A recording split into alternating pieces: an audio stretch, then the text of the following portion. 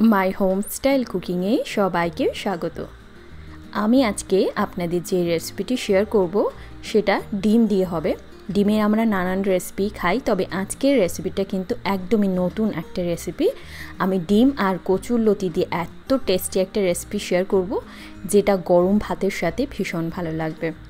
तो एर जोन्नो कचुर लति लागबे। एखाने आमी कचुर लतिगुलोर खोसाटा खूब भालोभाबे छाड़िए तारपर धुए रेखेछि परिष्कार करे। এই কচুর লতিগুলোর কিন্তু খোসাটা ভালোভাবে ছাড়াতে হবে। খোসা ছাড়ানো ঠিক না হলে অনেক সময় গলায় লাগতে পারে।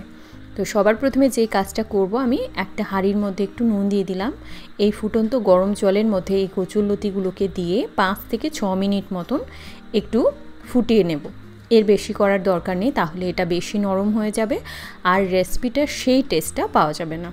মানে এটা যেন বেশি সেদ্ধ না হয়, একদম ঘড়ি ধরে 5-6 মিনিট মতন এটাকে আমি সেদ্ধ করব। এবারে এর জলটাকে আমি ঝরিয়ে রাখব।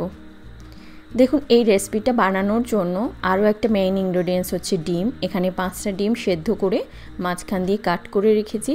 তো এই ডিমটাকে আমার একটু ম্যারিনেট করতে হবে। তো সবার প্রথমে এর মধ্যে দিয়ে দেব আমি নুন, স্বাদ অনুযায়ী নুন দিয়ে দিলাম। একই সাথে আমি দিয়ে দেব হাফ টিস্পুন মতন হলুদের গুঁড়ো। এবারে এর মধ্যে দিয়ে দেব আমি লঙ্কার গুঁড়ো হাফ টিস্পুন মতন। এবারে এই ডিমটাকে এই মশলাটা দিয়ে খুব ভালো করে মাখিয়ে নিতে হবে। আর এই রেসিপিটার ক্ষেত্রে আপনারা যদি মনে করেন ডিমটা আর একটু কম নেবেন, নিতে পারেন, আর একটু বাড়িয়েও করতে পারেন। তবে ডিমটা দিয়ে বেশি করলে তবে এটার টেস্টটা ভালো আসে। তো এর মধ্যে লঙ্কার গুঁড়ো আর হলুদ গুঁড়ো ভালোভাবে মিশিয়ে রেখে দেবো এবার সাইডে। এখানে দেখুন, আমি একটা বড় সাইজের আলু এরকম একটু মোটা করে এরকমভাবে কেটে রেখেছি। এটা কিন্তু বেশি একদম কুচি করা যাবে না, আবার অতিরিক্ত মোটা করার দরকার নেই। ঠিক এরকম করে আপনারা এটাকে কেটে নেবেন আলুটাকে। তারপর আমি ভালো করে ধুয়ে জলটা ঝরিয়ে রেখেছি। এখানে আমি 2 টিস্পুন মতন রসুন এরকমভাবে লম্বা লম্বা করে কুচিয়ে রেখেছি। তো রসুনের পরিমাণটা এই রেসিপিতে একটু বেশি লাগবে। আর এখানে 2টো মিডিয়াম সাইজের পেঁয়াজও আমি সেমভাবে কুচি করে রেখেছি এই রেসিপিতে আদা রসুনের পরিমাণ। তো এবারে একটা মিক্সিং বোলের মধ্যে আমি রসুন পেঁয়াজ সব কিছু দিয়ে দিচ্ছি। এবারে আমি এর মধ্যে সমস্ত ড্রাই উপকরণগুলো দেব। সবার প্রথমে এর মধ্যে আমি আলুগুলোকে দিয়ে দেব। তো আমার কিন্তু এই চ্যানেলে ইউনিক রেসিপির কিন্তু আলাদা করে প্লেলিস্টে একটা ইউনিক রেসিপি বলেও আমি করে রেখেছি, যার মধ্যে একদমই ইউনিক নতুনত্ব এরকম রেসিপি আপনাদেরকে শেয়ার করেছি। তো যারা দেখেনি চাইলে আপনারা প্লেলিস্টে গিয়ে দেখতে পারেন। তো এর মধ্যে আমি নুন দিয়ে দিয়েছি আর দিয়ে দেবো লঙ্কার গুঁড়ো 2 টিস্পুন মতন। আমি এটা একটু ঝাল ঝাল করে করব, তো লঙ্কাটা আপনাদের টেস্ট অনুযায়ী কম বেশি করতে পারেন। এর মধ্যে হলুদের গুঁড়ো দিয়ে দিয়েছি। এবারে এর মধ্যে দেবো আমি সর্ষের তেল।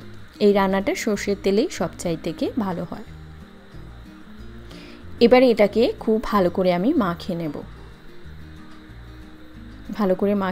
আপনারা এই রেসিপিটা আমার কথা মতো একবার করে ট্রাই করে দেখবেন বাড়িতে, ভীষণ ভালো লাগবে। মানে এই রান্নাটা যেদিন হবে মনে হবে সমস্ত ভাত এটা দিয়েই খেয়ে নিই। দেখুন, এই রেসিপির জন্য লাগবে আমার কলা পাতা। এটাকে আমি একটু এরকম সাইজ করে কেটে রেখেছি আর এই শক্ত অংশটাকে আমি কেটে সরিয়ে দিয়েছি, ভালো করে ধুয়ে রেখেছি। তো এই রান্নাটায় কিন্তু এই কলা পাতাটা অবশ্যই লাগবে। এর থেকে একটা সুন্দর যে কলা পাতার একটা গন্ধ এর মধ্যে সুন্দরভাবে মিশে যাবে, তাতে করেই কিন্তু এটার টেস্টটা অনেক বাড়বে।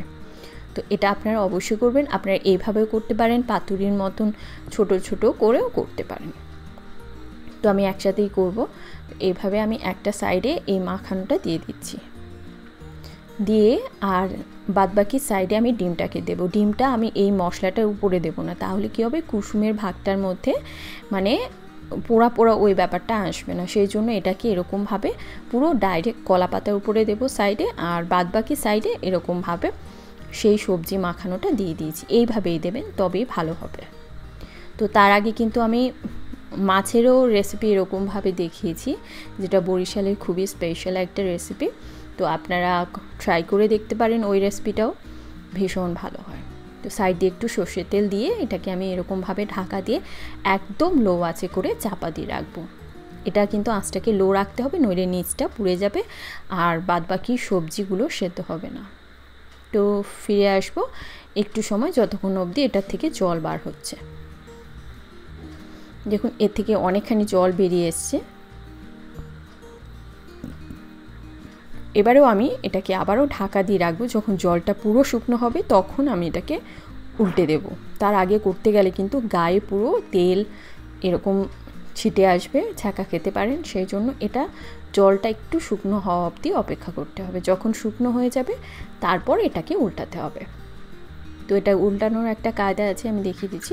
তো উপরে একটা ফ্রেশ কলা পাতা দিয়ে একটা থালা বা কিছু এরকমভাবে দিয়ে চেপে এরকমভাবে চাটুটাকে উল্টে দিতে হবে।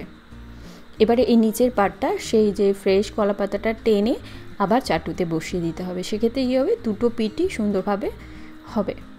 তো এইভাবেও আরও কিছুক্ষণ রেখে তারপর এটাকে নামিয়ে নেব।